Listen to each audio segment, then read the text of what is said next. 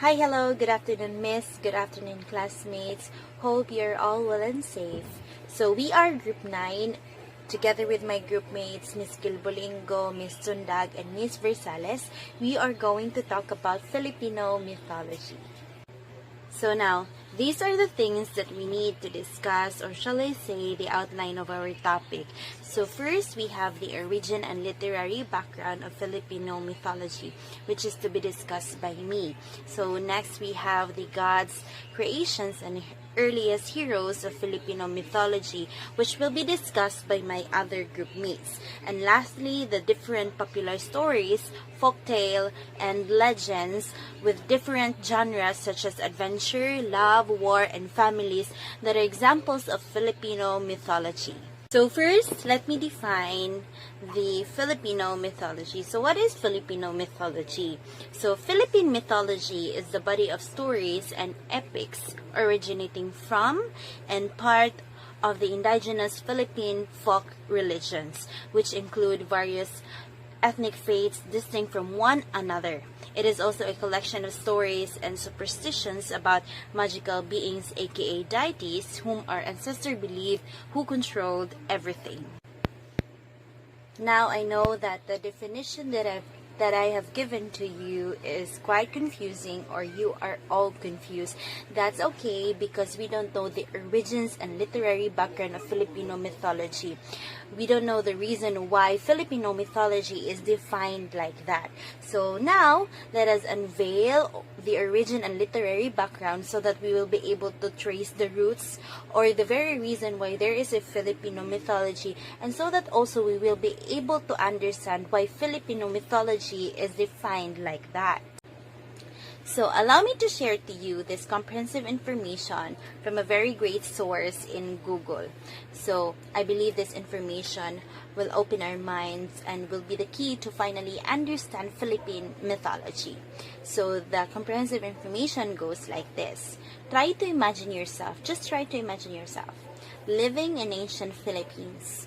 So there's no Christianity, Islam, or any of the modern day religions. So everything that you need to survive is literally in front of you. The foods, the clothes, a roof over your head, you name it. But while things around you seems to be in perfect order, a tidal wave of confusion starts forming in your mind. You're now questioning your very own existence. Questions you never knew you needed to answer are flooding in your brain, such as why the sky is blue, where did we come from, who controls everything, but with no religion to rely on. So how can you possibly make sense of everything? The answer, according to our ancestors, is Philippine mythology. So Philippine mythology is much more important than you think. So it is not just a made-up stories, but it gave our ancestors a sense of direction and helped them explain everything, from the origin of mankind to the existence of diseases. For them, it was not just a belief in invisible higher beings, but Philippine mythology defined who they were and what they're supposed to do. Since we are done discussing the comprehensive information, I believe we are now ready to trace back from the start of the Philippine mythology. So, as what I have mentioned, before there are no religion in ancient Philippines, right? So that leads the people to believe in objects. So they worship stones, trees, and etc. And their supreme being is Bathala. But not all people in the Philippines believe in that, because remember that we are composed by many islands and with different groups, ethnic groups. So each group has their own belief. So that explains my presentation.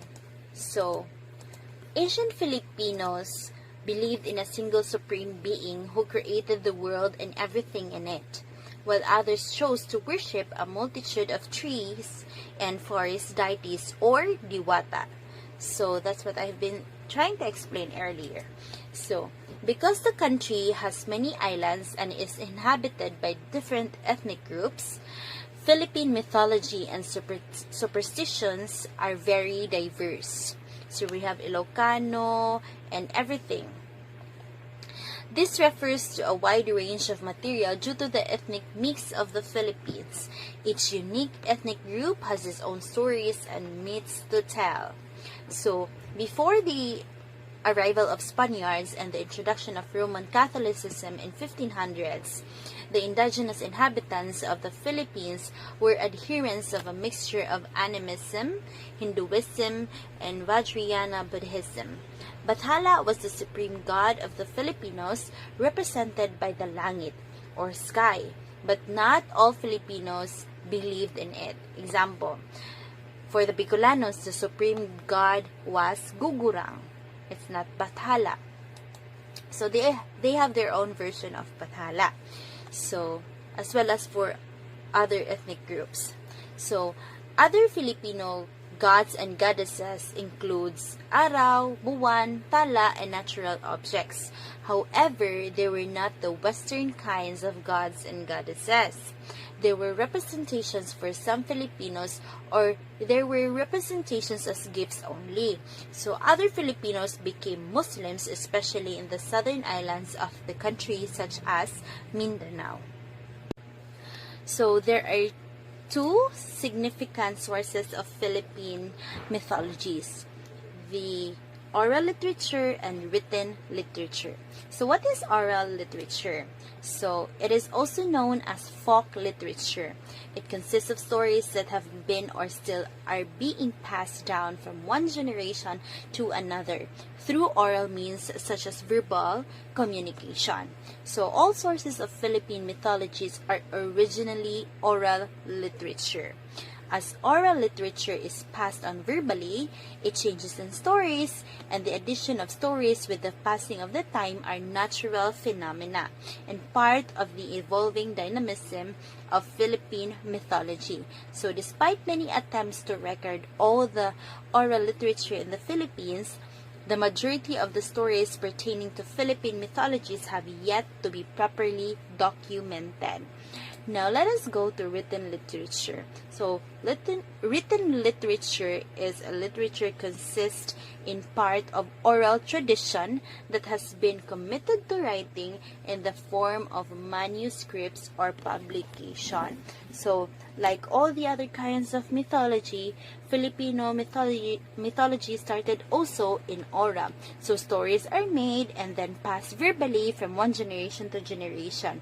And then as the year passed by, it became written. And thanks to that, because until today we will be able to hear and read those stories. And one of the great examples for that is the story of the sun and the moon, why moon has dark spots in its face. So do you want to hear that story? So this story is an example story that is part of Filipino mythology. Okay, so the story is entitled The Sun and the Moon. So once the sun and the moon quarreled with each other, and the sun said, "You are only the moon and are not much good. If I did not give you light, you would be no good at all." But moon answered, "You are only the sun, and you are very hot. The women like me better, for when I shine at night, they go outdoors and spin." These words of the moon made the sun so angry that he threw sand in her face, and you can still see the dark spots on the face of the moon. So that explains why the moon has dark spots on its face. So that would be all for the example stories. And if you want to hear more stories like this, so then listen to my other group mates, because they are going to discuss it or tell you the story about it. So that's all for my report, and thank you very much for listening. Good day everyone. Today I will be discussing about the Filipino mythology, which is the gods, creations, and the earliest hero. Let me first define what is Filipino mythology. Filipino mythology is the body of stories and epics originating from and part of the indigenous Philippine folk religions, which includes various ethnic faiths distinct from one another. The stories of ancient Philippine mythology includes deities, creation stories, mythical creatures, and beliefs. So here is an example of gods in the Filipino mythology. Bathala. So who is Bathala? Bathala is the supreme god and creator, deity also known as Bathalang May Kapal, Lumilika at Aba, an enormous being with control over thunder, lightning, flood, fire, and earthquakes. What is the story behind Bathala? In the beginning of time, there were three powerful gods who lived in the universe. Bathala was the caretaker of the earth. Ulilang Kaluluwa, a huge serpent who lived in the clouds, and Galang Kaluluwa, the wind god who loves to travel. These three gods did not know each other. Bathala often dreamt of creating mortals, but the empty earth stops him from doing so.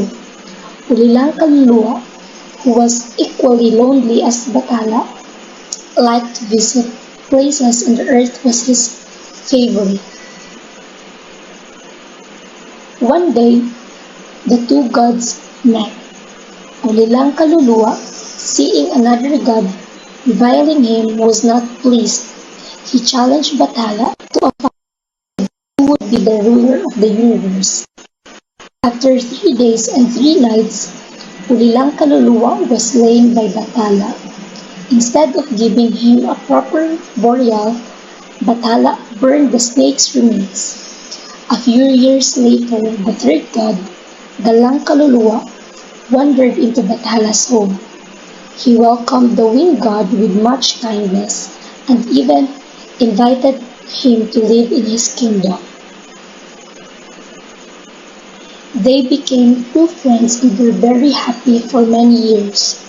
Galang Kaluluwa became very ill.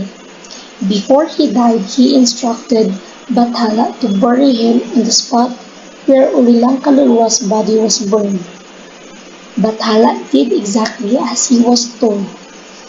Out of the grave of the two dead gods grew a tall tree with a big round nut, which is the coconut tree. Bathala took the nut and hacked it. He noticed that the inner skin was hard. The nut itself reminded him of Galang Kaluluwa's head. It has 2 eyes, a flat nose, and a round mouth. Its leaves looked so much like the wings of his dead winged friend. But the trunk was hard and ugly, like the body of his enemy, the snake, who is Ulilang Kaluluwa. Bathala realized that he was ready to create the creatures he wanted with him on earth. He created the vegetation, animals, and the first man and woman. The second one is the creations. The example of this one is how the moon and the stars came to be, which is from Mindanao, specifically in Bukidnon. One day, in the times when the sky was close to the ground, a spinster went out to pound rice. Before she began her work, she took off the beads from around her neck and the comb from her hair and hung them on the sky, which at the time looked like coral rock. Then she began working, and each time that she raised her pestle into the air, it struck the sky. For some time, she pounded the rice, and then she raised the pestle so high that it struck the sky very hard. Immediately, the sky began to rise, and it went up so far that she lost her ornaments. Never did they come down, for the comb became the moon, and the beads are the stars that were scattered about. The last one is the earliest hero. Example of this one is the story of Raha in Darapatra. origin the legend of Lanao Lake. There were once two princes, that's where the word Ra comes from, Suliman and Mandarapatra, who set out to kill the giant Makaan, who was horribly addicted to eating humans. Suliman journeyed first, but was feasted and killed by the giant. Upon learning his fate, his brother Mandarapatra vowed to avenge him. And that's where the story of Ra Mandarapatra begins.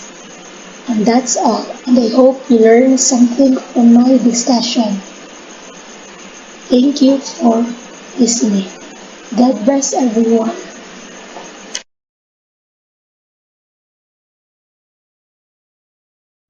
Good day, I am Jane Versales, and I have been assigned to popular stories of folktale about love, adventures, war, and families.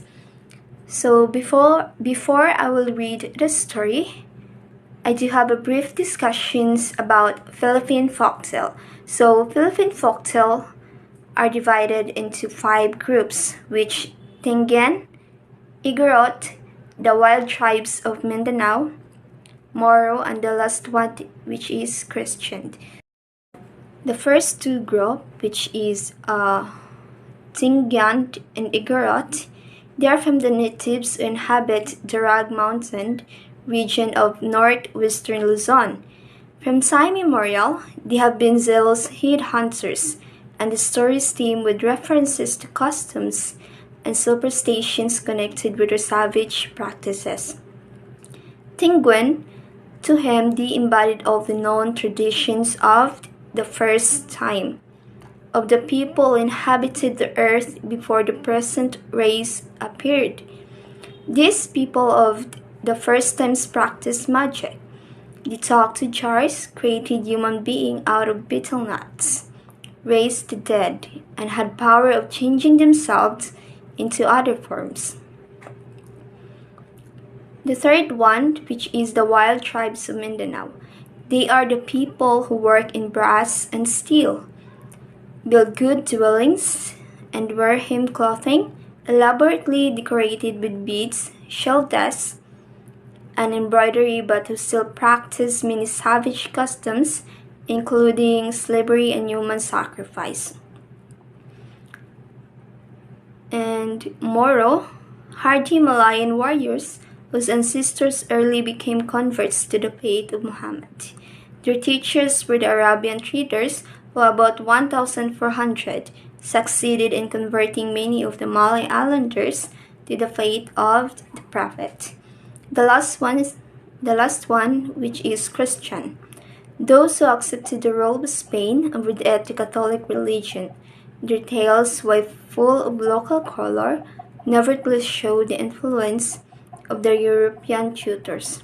They furnish an excellent opportunity to contrast the literature of the savage headhunters with that of the Moro and Christian tribes, and to observe how various recent influences have modified the beliefs of people who not many centuries ago were doubtless.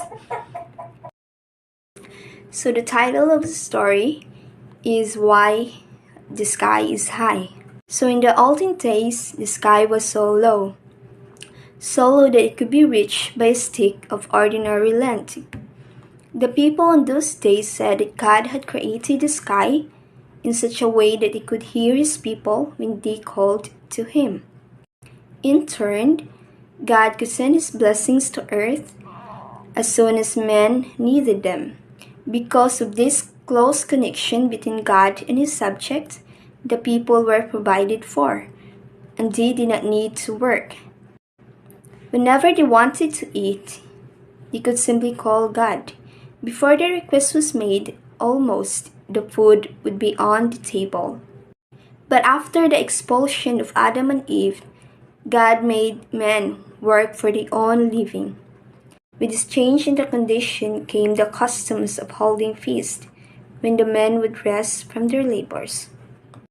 One day, one of the chiefs, Abing by name, held a feast. Many people came to enjoy it. A sayaw, or native war dance, was given in honor of the men belonging to the chief, and it was acted by men brandishing spears. While acting, one of the actors, who was drunk, tried to show his skill, but he forgot that the sky was so low. When he darted his spear, he happened to pierce the sky, and one of the gods was wounded. This angered God the Father, so raised the skies as we have it today, far from the earth. Good afternoon, dear teacher and classmates. I am Mary Grace of Gelbolingo, your reporter for the popular stories and legends in Filipino mythology. But before diving in with one complete story of a legend in our country, allow me first to explain to you of what is a legend in our country and how does it originate. Alamat is a Filipino word for legend or folktale that is used to refer a legend in our country. Our country as well is rich with these mythical tales that are unique to its region of the country, the Ilocanos, the Tagalogs, the Visayans, and the Mindanaos. There were several unique cultures and traditions that exist within the confines of its many islands. As an archipelago, our country is home to several ethnic tales and legends that are passed on from generation to generation. These stories and legends have since then become a part of our tradition and culture. Furthermore, there are many indigenous tribes across the Philippine Islands. Many Filipino folktales and famous Philippine legends that have been told throughout the years and have been taught in Philippine literature. As such, we need to respect, care for, and give importance to these stories. That is the reason why legends are commonly taught by the children in order for them to be motivated and encouraged to do good and to avoid evil. So here are the examples of legends in the Philippines. First is the legend of the man with the coconuts, the legend of the rose, legend of the piña, and the legend of Mayon volcano, wherein I am going to share to you the legend of Mayon volcano later on. For the comprehensive discussion, the Philippines have seen many transformations in their folklore and myth. At the beginning of the 20th century, there were many poets and authors began taking traditional folklore and characters. That is the reason why Damiana Eugenio stated a differentiation between folklore and legends in order for us to better understand the difference between the two. So, for the legend, it is known to be shorter compared to the folktale, which is known to be longer. Then, for the legend as well, it has only a single and simple motif and an artless plot construction. While for the folktales, it consists of a great number of motifs or smallest narrative units, which are combined artistically and progresses in the manner of a novel to an outcome. So, it is already important to know that if it's a longer version, it's a folktale. So, for the legend as well, it is associated with a definite place and time and happens at a definite time, or in any case at a time not differently constituted than our own, for example, in an historical time. While for the folktales, it takes place almost always in a fairy land that never and nowhere existed and an ideal fairy tale time. Then, for the legend, it likes to narrate especially on successful attempts to raise treasure, deliverance, and the like, and with a frightful, often tragic ending. So, just like for the story in Mayon volcano, it usually consists of a tragic ending and it's never been happy. Then, for the folktales, it is an idealistic in its conduct. So, for example, in the fairy tale stories or in folktale stories, the ending usually is they live happily ever after. And now allow me to share with you one complete story of a legend entitled The Legend of Mayon Volcano. Long ago, in a place called Ibalon, there was a beautiful maiden. Her name was Daragang Magayon, the daughter of Makusol, the chief of the tribe. One day, Daragang Magayon strolled down near the river while crossing. She stumbled down on a rock and fell quickly in the water. She swiftly swept down the stream by the current. "Help me! Help me!" she cried and cried. Fortunately, her cries was heard by Panganuran and his bodyguard Amihan. "Thank you for risking your life to save me," she cried. "How can I repay you?" My father is the chief of this tribe. Surely, she will reward your heroism, whatever it takes." Her beauty immediately captivated Panganoran's heart. He realized that he finally met the perfect woman for him. At the same time, Daragang Magayon was attracted to him. Panganoran then asked permission to Makusog to marry Daragang Magayon. But Makusog could not permit their marriage. Tribal law forbids marriage outside their clan. As tribe leader, he had to enforce the law. But as a father, he wanted to make his daughter happy. Meanwhile, Patuga learned about Panganoran's intention. Patuga was the most ardent suitor of Daragang Magayon. For years, he had been convincing Daragang Magayon to marry him, but to no avail, she cannot repay his love.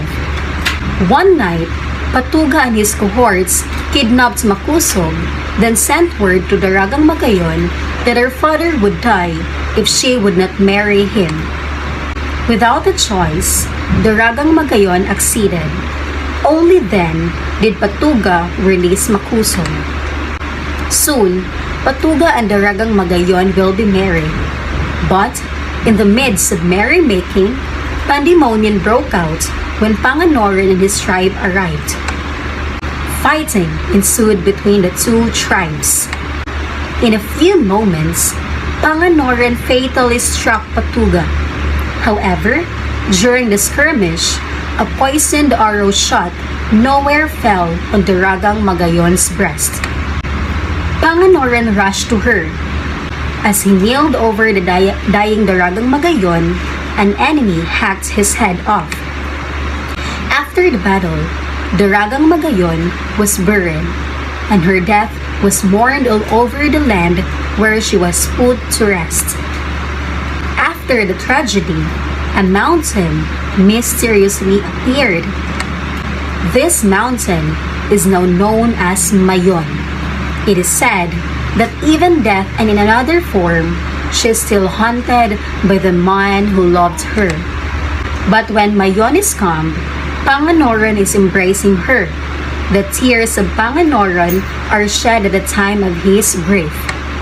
Until today, many is still delighted by the love story behind the legend of Mayon Volcano. So, regarding the legend of Mayon Volcano, the moral that can be captured from the story is to follow rules, respect authorities, and respect others' feelings. In the story, Panganoran went to Makusog, who is the father of his loved one named Daragang Magayon, to ask permission to marry her. Makusog is also the head of the tribe. Therefore, Panganoran went to see Makusog to ask permission to marry Daragang Magayon. However, even if Makusog wanted to allow his daughter to marry Panganoran, he followed the tribal law of forbidding marriage outside of a clan. Panganoran respected Makusog because he is the father of his loved one and the head of a tribe. Even if what they wanted did not work out, Makusog's and Panganoran's obedience to rules and authorities should have led to a peaceful community. However, Patuga, the eruptive one, who was the most ardent suitor of Daragang Magayon, did not respect authorities and kidnapped Makusog so that Daragang Magayon would be forced to marry him. This disobedience of Patuga led to his death, the death of Panganoran, and the death of Daragang Magayon. If only Patuga respected authorities and respected the feelings of Daragang Magayon, just as how Makusog and Panganoran showed obedience and respect, Patuga's actions would not have resulted to the death of the characters. So therefore, this tells us to respect laws, authorities, and other people so that we can maintain a harmonious relationship to other people and to the entire community. That is the legend of Mayon Volcano's moral lesson. It is also known as Daragang Magayon's moral lesson. It can also be considered as a reflection about the legend of Mayon Volcano. That is all from my reporting, and thank you so much for listening about Filipino mythology, and hopefully you've learned much about our mythology. Have a great day everyone and stay safe always. Bye! Once again, we are the Group 9 members in Filipino mythology, together with my group mates Miss Rave Micah Tañeza, origin and literary background, Jade Ninya Marie Tundag, who discusses the earliest hero, Miss Jean Versales, who discusses about the popular stories and folktales, and with me, Miss Mary Grace of Gelbolingo, who discusses the popular stories on legends.